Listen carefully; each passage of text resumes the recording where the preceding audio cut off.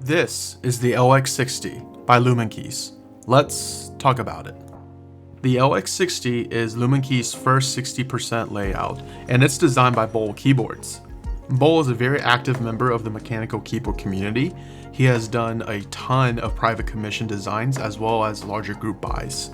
So when I heard Bowl is going to be the designer for the LX60, I was quite excited to review this board. The pricing starts at $139 and it comes in one key, one keyless, and HHKB layouts. PCB options include solder PCB, hot swap PCB, and tri-mode. The unit I received is the orange silver colorway. The assembly for the LX60 was relatively straightforward. I did not have any issues with it. It does have a ribbon cable for the daughter board, but it was a pretty good implementation of it. However, I do wish the screws were magnetic. Those are just one of the small things that do make your life a little bit easier. And the PCB can be mounted gummy O-ring or gasket blocks. As far as the both mounting system goes, the O-ring and the gasket mount both feel about the same to me. Both were quite soft. However, I will say the O-ring did sound fuller to me, and because of that, I prefer the O-ring mount over the gasket mount. One thing that really stood out to me with the LX60 is the aesthetics. I really like the clean lines around the keyboard, and I really appreciate the top accent bar and the fact that you can see the lip of the bottom case as well. Those are just things that kind of, to me, sets the keyboard apart. However, my unit did have some issues with a back accent. It's supposed to be a PVD mirror finish, but what I have looks like it's unfinished aluminum. I have informed the vendor of this issue and was told that the production run units will not have this issue, and this problem only existed with the orange and silver prototypes. So who is this keyboard for?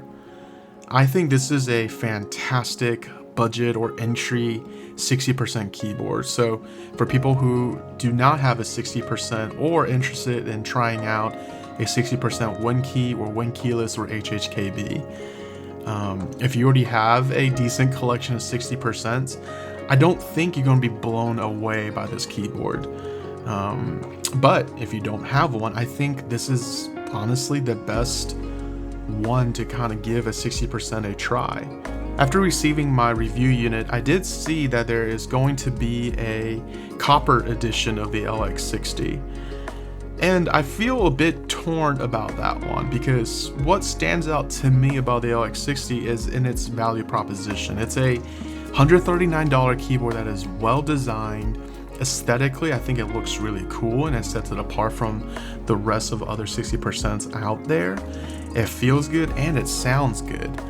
But when you make it a copper edition with a copper base and upcharge another $100 to it, now we're looking at $240. I don't know what you get out of it is worth the $100 additional dollars. And honestly, I think my recommendation to people will be just get the aluminum version. It sounds good and it feels good, and I like the finish on it.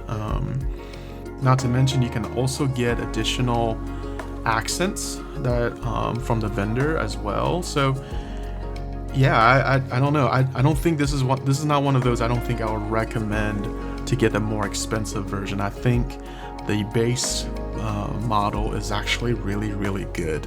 Stay tuned for the sound test. We got 2 different builds for this keyboard.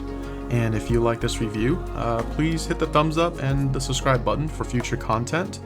Really helps us out a ton. We do have another keyboard that's designed by Bowl that we're going to be doing content for coming up real soon. It's the Pangea, which is a full-size keyboard. I'll catch you guys next time.